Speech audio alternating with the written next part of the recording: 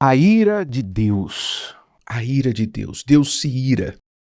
Deus tem uma ira reservada para fazer juízo nesta terra.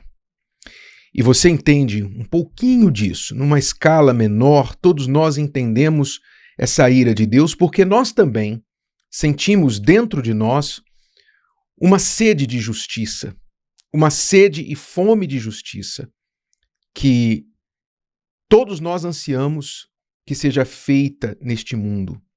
Pois quando olhamos as coisas erradas, sendo chamadas de certas e as certas de erradas, quando vemos as injustiças prevalecerem neste mundo, dentro de nós há um grito, há um clamor, uma inquietação que diz: isso não pode ficar assim. Isso não pode ficar assim, não é justo, meu Deus. Não é justo que o Senhor não vai corrigir isso, que isso vai ficar por isso mesmo, não é verdade? Todos nós sentimos essa ira, essa sede e fome de justiça, que vem de Deus. Como Ele nos criou à sua imagem e semelhança, assim como nós sentimos também ira e fome e sede de justiça, Ele também. Ele também. Aí é que está o grande problema para nós, porque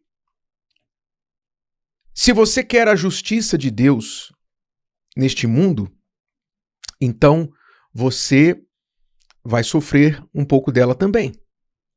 Ela vai respingar em você, a não ser que você tenha resolvido isso antes. Mas vamos falar um pouquinho mais da ira de Deus. Lá na palavra de Colossenses 3:6, fala que a ira de Deus vem sobre algumas pessoas e por alguns motivos e razões.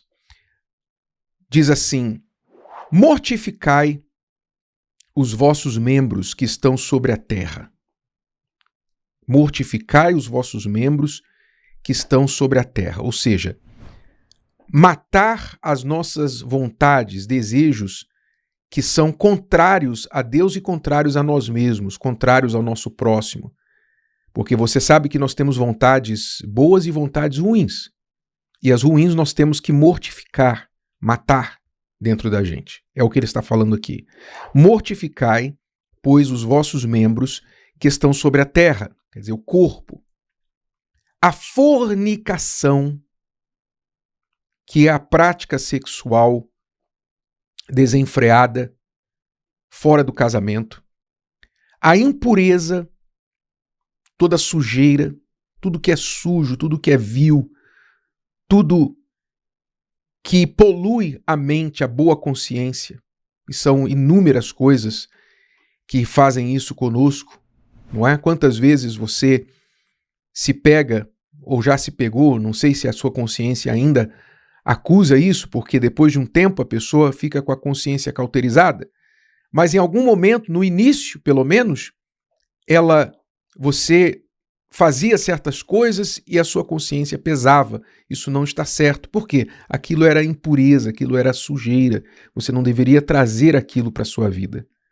Deus deu essa bússola interna chamada consciência para que nós tivéssemos um senso de direção na vida e ninguém pudesse reclamar que não sabia.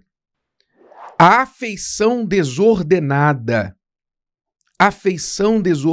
as paixões, não é?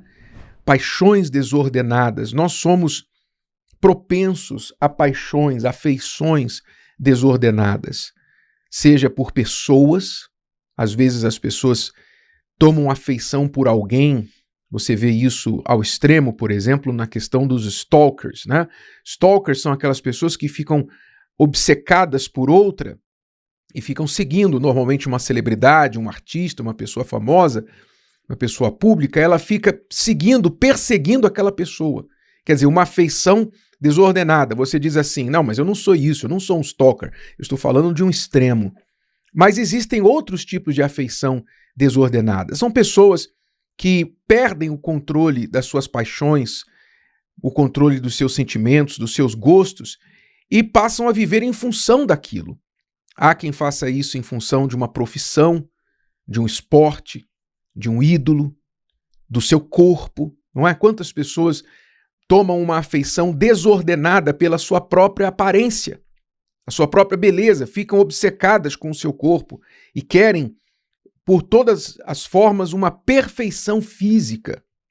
Não importa se é por horas e horas na academia, por tomar certos remédios, se é por cirurgia plástica, não importa. Elas são obcecadas pela sua própria beleza.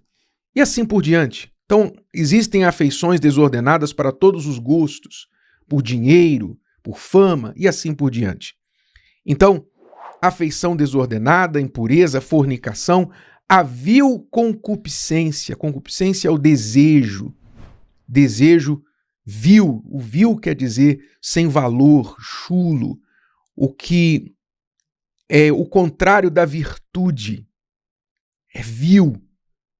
É algo que você não deve valorizar. Você não deve dar importância a desejos dentro da gente que a gente tem que fazer o que com eles? Jogar fora.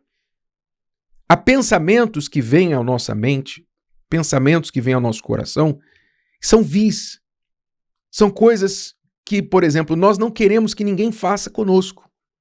Você não quer que ninguém faça aquilo com você. Então, se você não quer para você, você não deve desejar você fazer por outro, contra outro.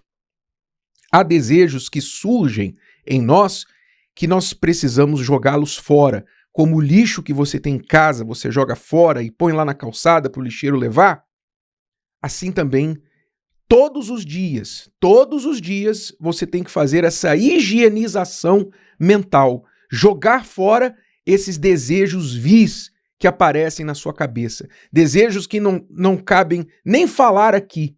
Pensamentos que não cabem nem a gente mencionar. Nem é bom você falar. Quanto menos você pensar neles, melhor. A melhor atitude, estratégia com respeito a esses desejos vis é você rebatê-los da sua cabeça e jogá-los no cesto de lixo da sua mente. Sai fora, não quero pensar nisso, não vou pensar nisso. Está amarrado e segue em frente. Muda de canal, pensa em outra coisa. São os desejos vis. Veja, essa lista aqui, lembrando, são coisas que atraem a ira de Deus. Então eu estou dizendo para você como você deve evitar que a ira de Deus caia sobre você. Vil concupiscência, a avareza, que é o amor ao dinheiro. Amor ao dinheiro, o apego ao dinheiro. A obsessão por riqueza, por ter dinheiro, especialmente o dinheiro que não é fruto do trabalho, mas também pode ser por fruto do trabalho. É avareza de forma geral, mas normalmente a pessoa avarenta, ela suspende os princípios, as regras, e se ela puder tirar vantagem de alguém e roubar, não é? Roubar, ela vai. E aí que nascem os golpistas, os estelionatários, os ladrões. São muitos ladrões que roubam, e roubam não só o outro ser humano, o seu próximo, roubam o governo, roubam a Deus, até mesmo a Deus. Nem Deus escapa. Sabia? Sabia que nem Deus escapa dos ladrões? Ele mesmo diz lá na sua palavra, roubará o homem a Deus? Pois é um absurdo, não é? Ele faz uma pergunta que a resposta só pode ser, pelo amor de Deus, não, nunca, jamais. Roubar a Deus, jamais. Pois é, essa deveria ser a atitude, mas ele mesmo responde, todavia vós me roubais. Vós me roubais quando vocês retêm o que é meu, as primícias, a minha honra. Então, o roubo é o fruto dessa avareza que muitas pessoas mantêm dentro de si. E então, por esta avareza, elas enganam, elas mentem, elas arrumam esquemas, formas de tirar vantagem, alguns trocados a mais, algum dinheiro a mais.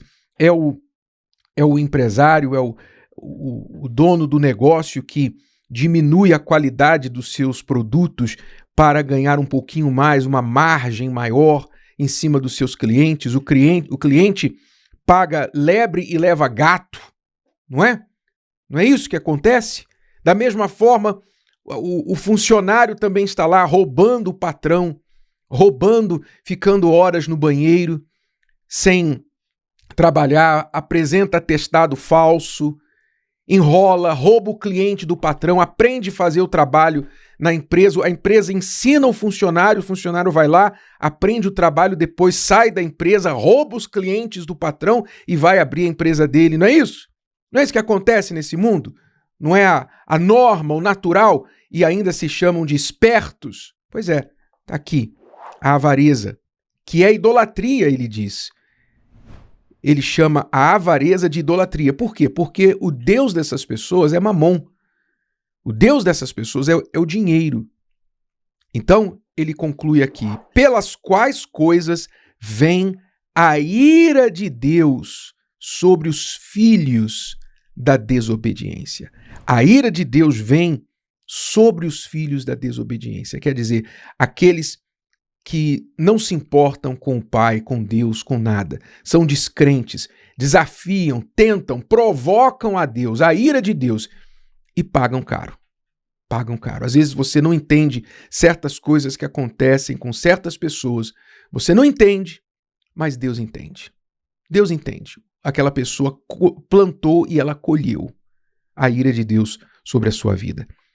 Para que nós não soframos a ira de Deus, nós precisamos temer a Ele, ter temor, obediência e crer com esse temor e obediência, não só de boca, como está escrito lá no Evangelho de João: aquele que crê no Filho tem a vida eterna, mas aquele que não crê no Filho não verá a vida, mas a ira de Deus sobre ele permanece. Crer no Filho, crer em Jesus, não é crer igual o diabo crê, não. Crer em Jesus é crer com temor e tremor, com obediência à sua palavra. Porque se você não teme aquele que foi sacrificado pela sua salvação, não tem mais esperança para você. Não existe mais nada. Deus não vai fazer nada mais do que ele já fez por você, além do sacrifício do próprio filho dele. E se você pisa em cima do sacrifício do filho, não resta mais nada para você a não ser a ira de Deus. E o que eu posso dizer para você, se você quiser tentar provar, testar a ira de Deus, é boa sorte, porque você vai achar o azar na certa. Se o vídeo de hoje te ajudou, você conhece alguém que vai ser ajudado por essa mensagem, passe adiante.